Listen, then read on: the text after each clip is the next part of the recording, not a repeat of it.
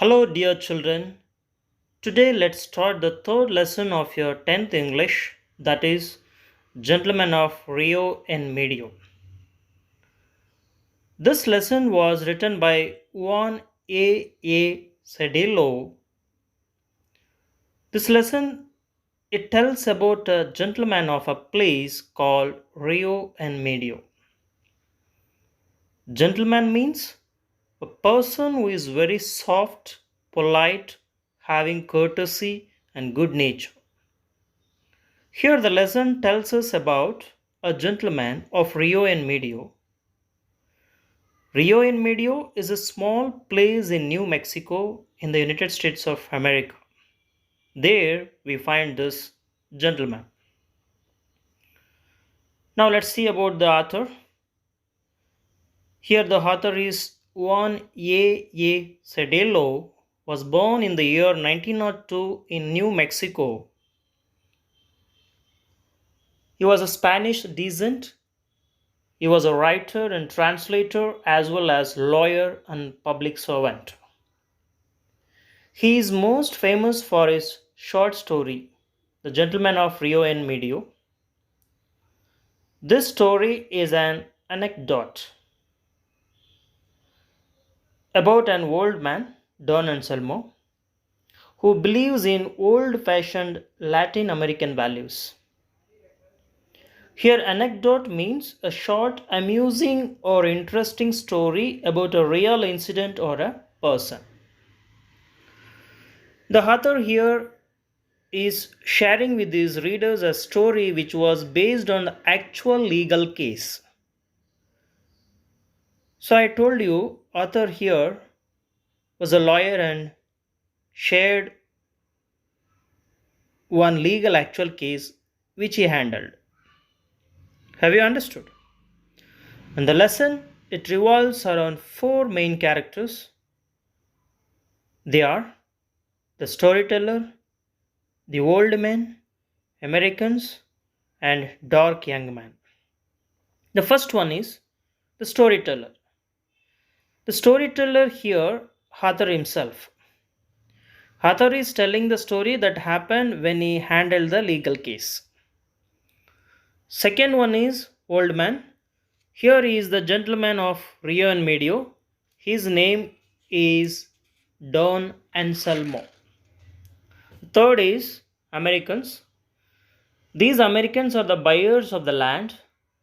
They bought the land from the old man. Don old man had sold his 8 acres of land along with his house to these Americans.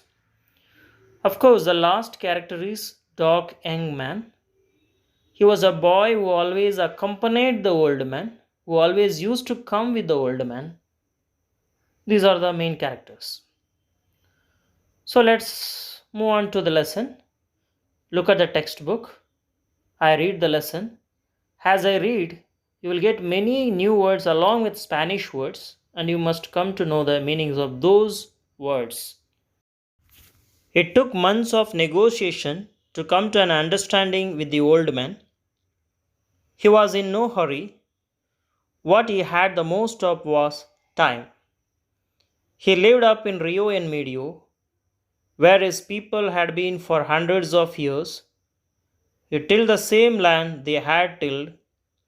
His house was small and wretched, but quaint. The little creek ran through his land. His orchard was narrow and beautiful. It took months of negotiation to come to an understanding with the old man. So here the author narrating the story, which was an actual legal case handled by him. Here I refers to author himself. Negotiations, underline that word. It means official discussion. Here it took months of discussion to resolve all these things with understanding. With whom? With the old man. What was the discussion? The old man had sold his 8 acres of land to these Americans. That was the official discussion. That was the official negotiation mentioned here. Look at the next line. He was in no hurry. What he had the most of was time. The line says that the old man was unhurried. It means he was not at all quick in doing any work. He was very slow in each and every work, and he was very slow in responding. That is why it took months of discussion that he had the most of time. He lived up in Rio and Medio, where his people had been for the hundreds of years. Here, the old man's native place is Rio and Medio. He lived up in that place, Rio and Medio, which is located up in the mountain. There his people lived hundreds of years. Here his people refers to Don Anselmo's ancestors. He tilled the same land they had tilled. Underline that word, tilled. It means ploughed. It shows that the old man was a farmer. He ploughed the same land what his ancestors tilled. His house was small and wretched, but quiet. How was his house? It was small and wretched. Wretched means unpleasant, not clean. His house was very dirty. But quaint. Quaint means unusual and attractive, beautiful. It is beautiful because of an old passion. In this sentence, we found three adjectives, that is, small, wretched, and quaint. You know, adjectives are describing words of noun. Here, which is the noun? House is the noun. All these words are describing the old man's house. The little creek ran through his land. His orchard was narrow and beautiful. Here, the creek, it means a small stream. It flows through his land and his orchard. Orchard means a piece of land in which fruit trees are grown. It was beautiful, but it was narrowed. We people, what we do when a tree is grown, we prune the trees. Means we cut the branches so as to allow the branches to grow beautifully. Narrowed means not at all pruned with twisted hard lumps. Thus, the first para tells us about the old man's house and his land. The second para, the day of the sale, he came into the office. His coat was old, green, and faded. I thought of Senator Catron, who has been such a power with these people up there in the mountains. Perhaps it was one of his old Prince Alberts. He wore gloves. They were old and torn, and his fingertips showed through them. He carried a cane, but it was only the skeleton of a worn out umbrella. Behind him walked one of his innumerable kin, a dark young man with eyes like gazelle. Here, we know the old man sold 8 acres of land to the Americans. So, on the day of the sale, the old man came into the office, that is, Arthur's office. His coat was old and green in color, and it is faded. Faded means to lose its color, to lose its brightness. So his coat was completely faded. Again, old, green, and faded. These words are adjectives. I thought of a Senator Catherine who has been such a power with these people up there in the mountains. The storyteller, looking at the old man's coat, thought, whom did he think? He thought about Senator Catherine. In the United States of America, they have two houses as we have in India, the upper house and lower house. Their upper house is called the Senate and the lower house is called the House of Representatives. So the member of the Senate was called Senator. Catron once was a member of the Senate. He was in power. So looking at the old man, the writer thought about Senator Catron who used to wear coats. Perhaps it was one of his old Prince halberds. Prince halberds means a long double-breasted coat. It is the name of the coat. The coat, it is usually very long up to the knees. He wore gloves. They were torn and old and torn, and his fingertips showed through them. The old man wearing gloves, those gloves were also very old and torn. Observe the word torn.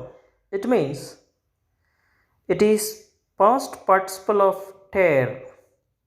It is torn, and its fingertips, the old man's fingertips, the old man's edge of the fingers, through the holes of those gloves, his fingertips are shown. His fingertips are appearing. Look at the next line.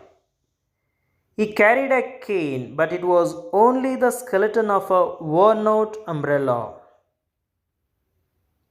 Cane means a stick.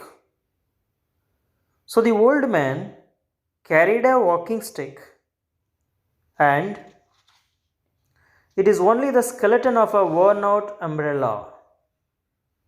The stick was nothing but a damaged umbrella pole.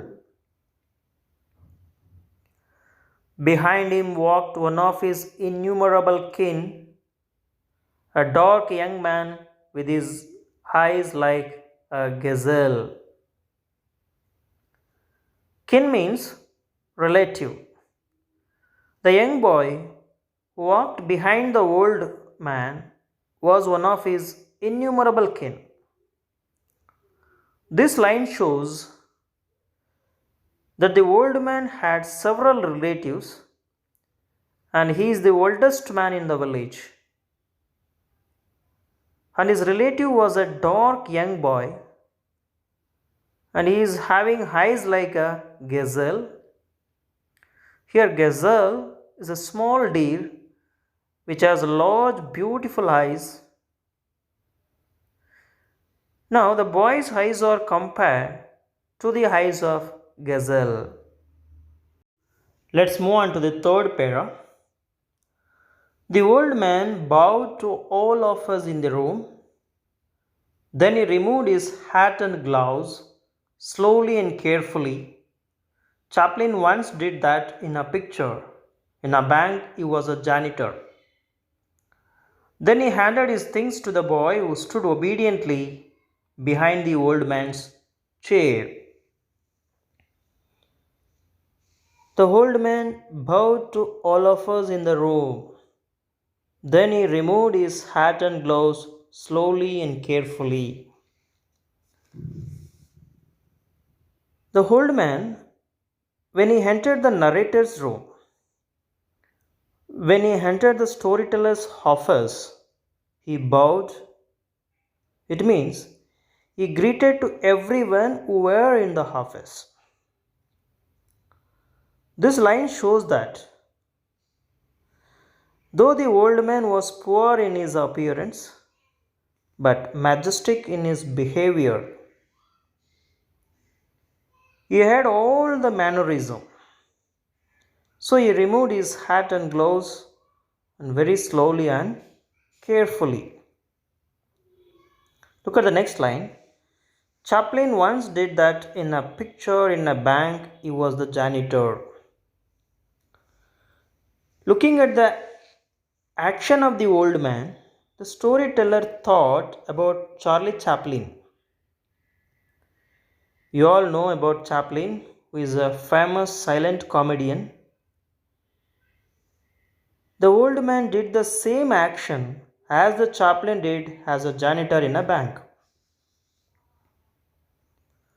Janitor means a person whose job is to look after a large building. Chaplin worked as a janitor in a bank. Then he handed his things to the boy who stood obediently behind the old man's chair. Then, what did he do?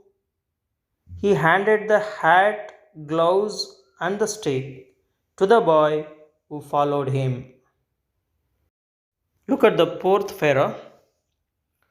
There was a great deal of conversation about Rain and his family. He was very proud of his large family. Finally, we got down to business. Yes, he would sell as he had agreed for $1,200 in cash. We would buy, and the money was ready. Don Anselmo, I said to him in Spanish, we have made a discovery. You remember that we sent that surveyor, that engineer, up there to survey your land so as to make the deed. Well, he finds that you own more than 8 acres. He tells us what your land extends across the river and that you own almost twice as much as you thought. He didn't know that. And now, Don Anselmo, I added, these Americans are buono gente. They are good people and they are willing to pay you for the additional land as well at the same rate per acre. So that instead of $1,200, you will get almost twice as much and the money is here for you. There was a great deal of conversation about Rain and his family. He was very proud of his large family. Finally, they settled down and they sat and they started to talk. First of all, they talked about Rain because they wanted to make themselves very comfortable. Later, they talked about old man's large family, and the old man was very proud of his large family. Finally, we got down to business. Yes, he would sell as he had agreed for $1,200 in cash. We would buy, and the money was ready. Here, the Americans are the buyers. They approached the old man through the storyteller. So the storyteller, along with his Americans, yes, the old man would sell the land as he had agreed for $1,200. We are ready to buy it. The money is ready in cash. Don Anselmo, I said to him in Spanish, we have made a discovery. Here, the old man's name was revealed for the first time. His name is Don Anselmo. Don is a Spanish word which means sir, a title of respect. He, the storyteller, addressed him Don Anselmo. I said, I said to him in Spanish, we have made a discovery. That is the discovery of your land. You remember that we sent that surveyor, that engineer up there to survey your land so as to make the deed. Well, he finds that you own more than 8 acres. He tells us that your land extends across the river and that you own almost twice as much as you thought. Here, the storyteller told the old man, you know that we have sent a surveyor up to the land to measure your land. After measuring, the surveyor found that your land extends more than 8 acres, what you have agreed upon. And that is the discovery. The land extends across the river. That means the old man owns almost twice of the land as he thought. He didn't know that, and now, Don Anselmo, I added, these Americans are buono gente. They are good people, and they are willing to pay you for the additional land as well, at the same rate per acre. Who didn't know here? The old man himself did not know that he owns more than 8 acres.